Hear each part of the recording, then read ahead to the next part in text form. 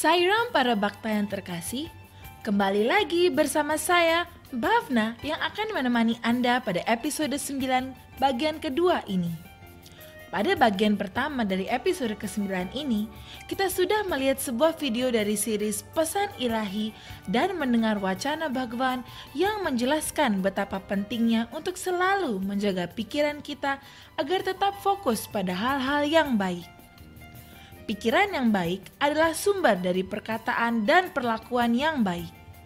Sekarang, kita akan menyaksikan sebuah video dari Mrs. Gita Mohan Rao, seorang bakta Sai yang akan menceritakan tentang pengalaman indah dan rintangan-rintangan yang dilaluinya sebagai guru TK di luar negeri dalam segmen Sai Sutra.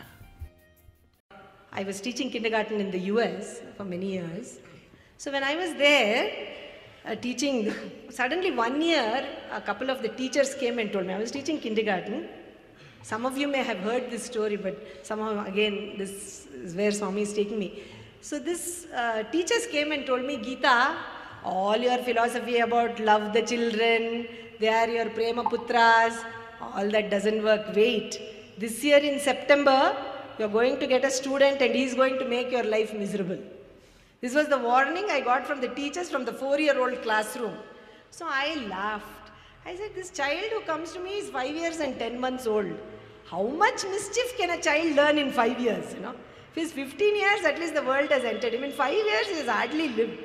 No child is going to. Because I always used to say that Swami says, your Balavika's children are your Prema Putras, your children that you have chosen for yourself.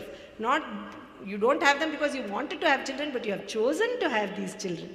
So I always used to say, no, these are all my children, So they said, no, you wait. You've got something coming your way. Sure enough, September 4th, school reopened. That's in the US, our school year begins in September. School reopened.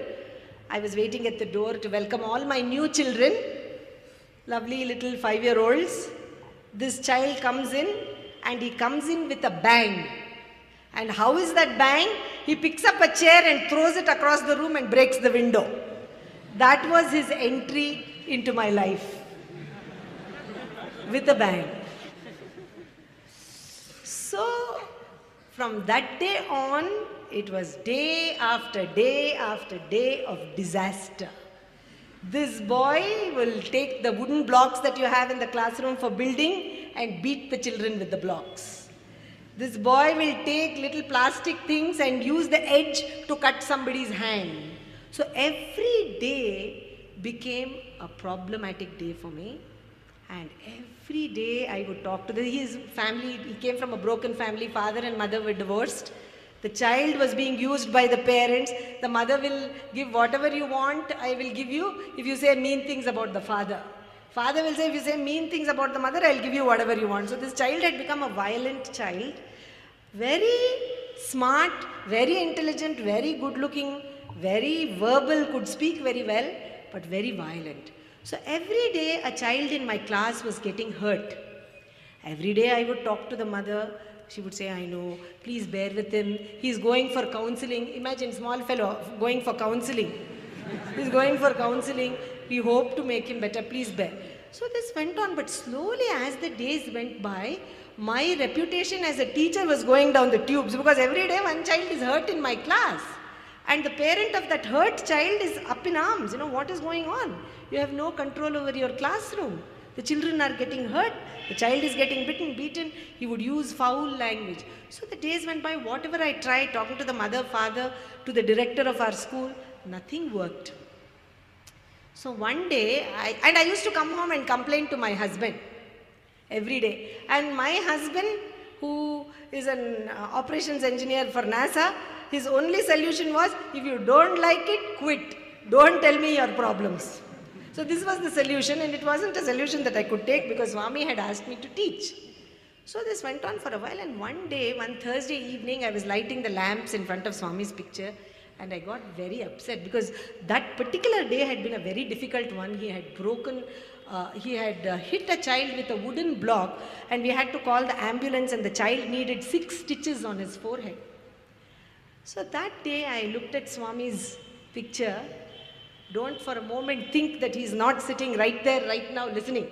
I looked at that picture and I said, Swami, I can't do this. You asked me to be a teacher. I can't do this anymore. You said these are my prema putras. Forget about prema. I don't even like this child. You know, I would think some days all the children in the class got chicken pox. Only this child didn't get chicken pox. Not even a single day he got a cold or a cough or no break from this boy. So I said, I don't have, really there is no harmony in thought, word and action. I will smile at him and all that, but I'm thinking, my God, can't this child take one day break and leave me alone? I can't do this anymore. Tomorrow I'm going to resign my job. I can't, I'm getting a bad name in the school. Like he just introduced 5 times award. For what? I'm getting a bad name in the school. I don't know how to deal with this child. So I wrote my resignation letter, put it in front of Swami's picture in my altar and took it with me next day, thinking I will give it to the school director as soon as I go.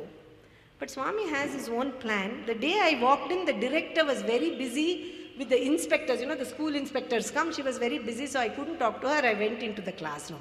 And I made a challenge and I said, Swami, you told me to teach. You are my guru. You are my teacher. Remember, Swami, if I fail, you fail.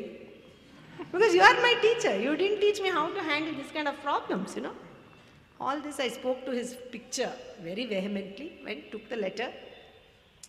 It is in my purse. Sure enough, I had a beautiful room that I touched. All the 3 sides of my room had glass windows. So as soon as her car, red car, is parked, I know this boy has arrived, the mother's car. So I could see, oh, he has come. He walked in and came through the door. Hi, Miss Geeta, he said. And I said, hi.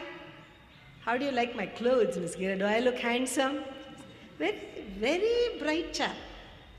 So I looked at him, he's wearing some clothes. No harmony in thought, word and action. I'm thinking, who cares, whether you look good or not. But I said, oh, you look very handsome today. But this is where divine thought comes in. Without thinking, the words that came out of my mouth, I said, it is not enough to be handsome on the outside. You have to be handsome inside. He looked at me for a second. Now, being handsome was very important to this child. So he looked at me and said, walked away, and I'm waiting near the door to welcome the other children. 8 o'clock in the morning, all the children are coming. You're very busy. The parents are asking you some question. 1 year is waiting for some wooden block to be thrown or some child to cry. Somebody hit me, somebody bit me. I'm waiting for that. Nothing happened. He came back. I want to ask you a question, he said. Oh, what is it? What does being handsome inside mean? And for a split second, I'm thinking, what does that mean? Even to myself, I don't know, I just said it. What does that mean? So then I said, you think on your feet. So I said, oh, that just means you got to be really good. He said, oh, what does that mean? He doesn't know what being good is, right? What does that mean? I said, wow, this child for the first time is actually listening to what I have to say. So I started to give him a long lecture. Big mistake, right? Nobody wants to listen to long lectures. I started to give him a long lecture. I said, oh, that means, you shouldn't hit anybody, you shouldn't bite anybody, you shouldn't say bad words, you shouldn't do all these things. That's what it means. So he looked at me like I was crazy and he said, wow, being handsome inside sucks, he said. I don't want to be handsome inside. He walks away. I think, okay, that didn't work, whatever. So I went on, but throughout the day, this is what Swami says, that I am inside everybody. Somehow the Sai within me connected to the Sai within that boy. Somehow that moment, Swami decided to enter that child in a different way. So the day went by unusually quiet. Nobody's crying. We're not calling the ambulance. We're not calling 911. We're actually doing something in the class that's worth doing. And we have a recess to go outside in the playground. And we're outside and he comes back and says, do I have to be handsome when we come outside outside to play? I said, you bet, you got to be handsome all the time. Okay, this boy has heard. So somehow something changed that day. The day got over, the director was still not available, my resignation letter is still in my purse, and I came home. I said, okay, somehow today Swami didn't give me the opportunity to give that resignation letter. I'll do it tomorrow. The next day I go, the director has taken 1 week off, holiday. She's gone on a vacation. So I said, okay, I guess I'm going to have to work for 1 more week. But this child comes that morning and she says, well, being handsome is really boring, but I'll try. So it started. And that 1 week, something happened, the child changed to the point when he not only understood it, he thought about it, he integrated it within himself, and suddenly the following day, mother calls me and says, Miss Geeta, can you explain this? This child told the counselor, I got to go to Miss Geeta's class and be really handsome all the time. So the counselor didn't understand what this was. She thought I was saying that the child should come in brand name clothes or something, you know. So the mother said, what does that mean? So I said, look, I said this, it seems to be working, so just keep telling him to be handsome, okay? You do it at home, I'll do it in school, counselor do it in her counseling sessions. So 3-4 days, 5th day, the child comes to me and says, Miss Geeta, come here, I got to tell you something. I said, what is it? 2 kids over there not being handsome in the playground, he's hitting him.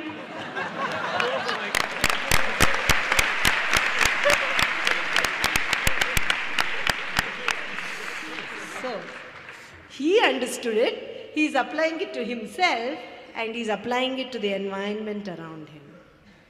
And I went home, took out my resignation letter and put it in the trash can. Okay, Swami? I recognize your hand in this. And so the child changed, became a beautiful boy. September through June, grew and blossomed, left my class and went into 1st grade. Years went by, 3 years went by, 4 years went by. 4 years went by and suddenly he's gone now into the public school system. Suddenly in December, he's a 5th grader and he comes during Christmas time with a big bunch of roses with his mother, and he's grown taller than me. He's almost 5'8" or 5'9" now, and he comes there and he says, Miss Geeta, come here, I got to tell you something. I didn't even recognize him. I said, oh, my goodness, you've grown taller. He says, yeah, it's nice to look down on you now. I said, what are you doing? He said, no, I came to tell you something and I came to give you some roses today for Christmas. I said, oh, that's really nice. So he said, you know, I have a new job in my school. So I said, oh, what's the new job at school? So he says, well, I'm the conflict resolver in the playground. I'm the conflict resolver. So when I grow up, I want to study to do conflict resolution so I can help children like me, Miss Geeta. What a lovely end to that story. 5 years have gone by, 6 years have gone by. One day again in Puttaparthi, I have the good fortune of being sitting in front of Swami in the room at his feet, and he asked me, how is the school, how is the teaching? Swami, I used to tell him everything. Every time he asked me about my school, Swami, in fact, he used to even know some of the names of my children, you know, in the school. Then he said, hey, how is that rowdy? How is that rowdy? Swami has grown up now. He's almost going to go to middle school now. He says, if you fail as a teacher, I have also failed, is it not? That's what I had told his picture 6 years ago when I wrote that resignation letter. But I apply it to myself. Swami has been a guru to all of us for so many years, so many discourses, birthday, Shivaratri, Guru Purnima, how many discourses has he given his messages, and how much he hopes that we don't make him a failure in our practice. If we don't practice, we make him a failure. That is what I tried to learn from that lesson. The omnipresent thread running through my life beautifully. Whatever Swami said, he kept his word. Whatever he said, he kept his word. That was another thing I learned. If you tell somebody, I'll do something for you, do it. If you can't do it, don't promise it. Very simple. Very simple. Sebuah video yang sangat inspiratif. Pada segmen Mentari Bersama Sai kali ini, kami persembahkan pada Anda sebuah drama naratif dari buku Setia Sai Tepovenem, bab 3 dan 4. Drama ini ditulis, disutradarai, dan diperankan oleh Bhagwan sendiri sebagai siswa di masa sekolah beliau. Selama masa sekolahnya di Urawakonda, Setia terdorong dan terinspirasi untuk menulis sebuah drama pendek yang membahas tentang nilai-nilai kemanusiaan yang berjudul Apakah Perbuatan Sesuai dengan Kata-kata? Detail dari drama yang ditulis sudah lama ini masih menjadi topik utama hingga hari ini. Adegan 1 dibuka dengan seorang wanita yang membaca dan menafsirkan ayat-ayat dalam Sri Mahabhagavad kepada sekelompok wanita. Dalam ceramahnya, ia menghimbau para pendengarnya untuk tidak menyia-nyiakan amal bagi pengemis yang bertubuh sehat dan malas, tetapi hanya membantu mereka yang lemah, tua, atau cacat. Setelah pertemuan itu bubar, seorang lelaki buta mendekatinya dan memohon bantuan. Dia kesal dan mengusirnya. Beberapa saat kemudian, seorang Haridas mengenakan tanda kasta yang menonjol di sekujur tubuhnya dan menyanyikan lagu-lagu datang meminta sedekah. Dia memainkan alat musik gesek sebagai pengiring nyanyiannya. Wanita itu memberinya beras serta uang tunai, membungkuk dan meminta restu. Krishna putranya adalah saksi atas apa yang terjadi. Dia gelisah dan bertanya kepada ibunya, "Ibu tersayang, apa yang ibu ajarkan kepada teman-teman ibu selama wacana keagamaan ibu? Dan apa yang telah ibu lakukan barusan?" Wanita itu menjadi liar dan berteriak kepada anaknya, "Diam! Apakah ada yang melakukan seperti apa yang dia katakan?" Adegan 2 menunjukkan anak laki-laki yang sama, bersama dengan ayahnya di kantor. Ayahnya memuji manfaat pendidikan dan menyimpulkannya dengan mengatakan bahwa seseorang harus memperoleh pendidikan yang baik untuk mengatasi setiap rintangan. Seorang anak miskin berdiri di luar sedang mendengarkan kata-kata yang menginspirasi melalui jendela yang terbuka. Dia masuk dan berkata, "Tuan, terima kasih atas bantuan keuangan dari orang-orang yang berpikiran tinggi seperti Anda. Saya berhasil membayar biaya sekolah saya. Tapi sekarang saya kekurangan 1 rupiah untuk membayar biaya bulan ini. Tolong bantu saya." Pria itu menjawab bahwa dia tidak membawa uang dan membuka dompetnya untuk menunjukkan bahwa dompet itu kosong. Setelah anak yang kecewa itu pergi, beberapa rekan kerja menghampirinya dan meminta sumbangan untuk acara dan minuman menyambut seorang perwira yang baru ditempatkan di kantor. Menurutnya, dia mengatakan kepada rekan-rekannya, kesempatan penting seperti itu pantas untuk dirayakan dalam skala besar dan memberikan 20 rupiah sebagai kontribusinya. Putranya Krishna, saksi bisu atas semua ini, bertanya kepada ayahnya, "Ayah, ayah berbicara panjang lebar dan jelas tentang nilai pendidikan dan pentingnya mendapatkan pendidikan dengan biaya berapapun. Tetapi, ketika anak sekolah yang malang itu memohon hanya 1 rupiah demi mendidik dirinya sendiri, ayah menolaknya. Di sisi lain, ayah sudah siap berpisah dengan 20 rupiah demi pemborosan. Kenapa?" Pria itu menatapnya dengan kesal. Apakah perbuatan orang sesuai dengan kata-kata mereka? Diam dan pergilah ke sekolah. Dalam adegan 3, Krishna terlihat duduk di kelasnya. Gurunya masuk ke dalam kelas dengan tergesa-gesa. "Inspektur sekolah mengunjungi kita hari ini," katanya kepada kelas. "Kita telah menyelesaikan 23 pelajaran sejauh ini. Tetapi jika inspektur bertanya kepada kalian, katakan kepadanya bahwa kita telah menyelesaikan 32 pelajaran. Sekarang, saya akan melakukan pelajaran ke-33. Kemudian, ketika inspektur datang ke sini, Saya akan mengajar seperti seolah-olah saya baru pertama kali mengajarkan pelajaran ini. Apapun pertanyaannya yang saya ajukan kepada kalian sekarang, akan diulangi di hadapan inspektur sehingga kalian akan membuat inspektur terkesan dengan jawaban kalian yang benar. Krishna menemui guru tersebut beberapa saat kemudian ketika guru tersebut sendirian. Krishna bertanya, "Pak, pelajaran baru yang Anda ajarkan kepada kami hari ini adalah tentang Raja Satya Harishchandra yang mengabadikan diri kepada kebenaran terlepas dari konsekuensinya. Bahkan, ketika Anda mengajari kami tentang orang yang begitu mulia, Anda mengarahkan kami untuk berbicara dusta. Apakah ini benar?" Guru itu mengamuk dan menegurnya. "Apakah ada orang yang tindakannya sesuai dengan kata-katanya?" Dalam adegan keempat dan terakhir, Krishna membuang buku-bukunya dan menolak untuk pergi ke sekolah. Tidak dapat membujuknya, orang tua Krishna kemudian memanggil gurunya. Di hadapan ketiganya, anak itu berkata, "Kalian tentu saja mengajari saya pelajaran yang baik, tetapi kalian tidak mengizinkan saya untuk bertindak berdasarkan sila yang saya dengar dari kalian.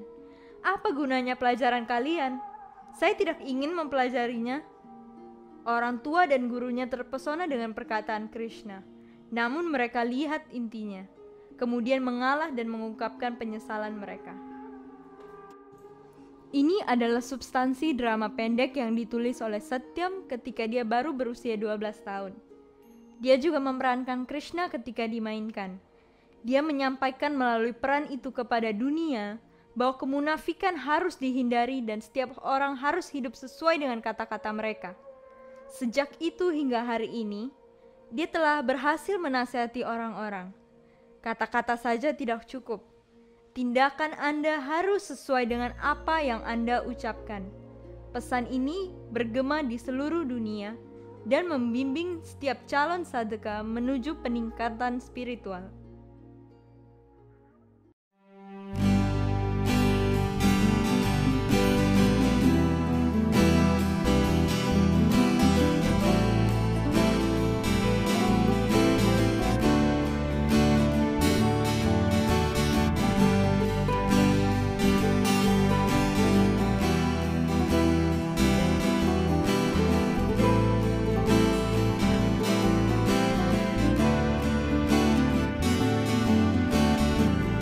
Satyam bruyat, priyam bruyat, katakan kebenaran dengan kasih sayang. Kita semua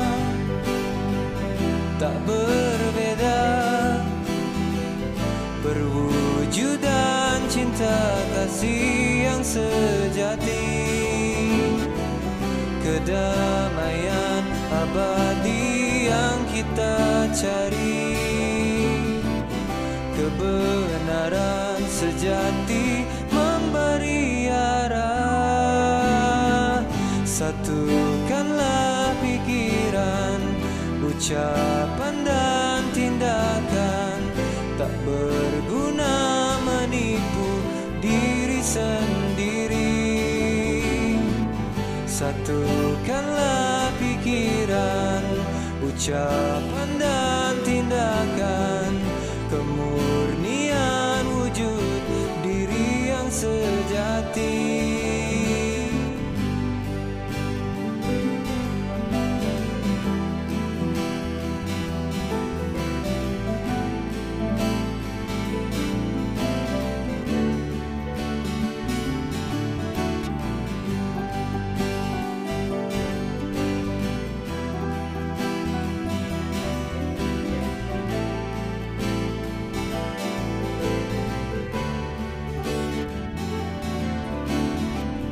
Satyam bruyat, priyam bruyat, katakan kebenaran dengan kasih sayang. Kita semua tak berbeda, berwujudan cinta kasih yang sejati. kedamaian abadi yang kita cari. Kebenaran sejati memberi arah. Satukanlah pikiran, ucapan dan tindakan. Tak berguna menipu diri sendiri. Satukanlah pikiran, ucapan dan tindakan. Kemurnian wujud diri yang sejati. Satukanlah pikiran, ucapan dan tindakan. Tak berguna menipu diri sendiri. Satukanlah pikiran, ucapan dan tindakan. Kemurnian wujud diri yang sejati.